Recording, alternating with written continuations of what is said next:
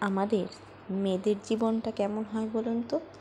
মেয়েদের জীবনটা হয় তরকারিতে লবণের মতো। কেন বললাম?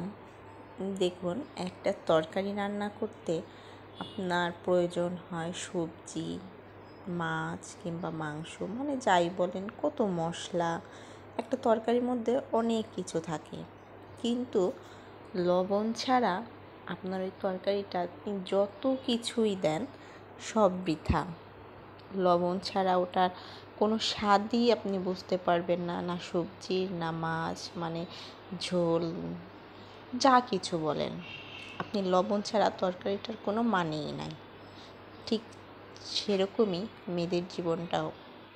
কারণ একটা সংসারে মেয়েদের যা করতে হয়, মানে সমস্ত দায়িত্ব পালন করে, মানে মেইন ক্রেডিটটাই তখন অন্যরা নিয়ে যায়।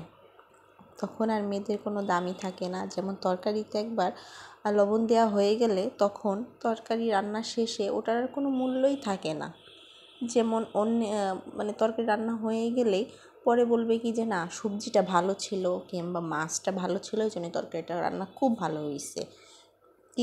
কিংবা বলবে যে আপনার বেটে রান্না করছেন মশলা, এই জন্য তরকারিটা খুব ভালো হয়েছে। কিন্তু আসলে কখনোই কি দেখেন বলে যে না, লবণটা ঠিক হয়েছে দেখা আপনার তরকারিটা একদম পারফেক্ট হয়েছে। লবণ না দিলে কি ওই তরকারিটা যা কিছু দিতেন কোনোভাবে কি ভালো হতো? ভালো হতো না।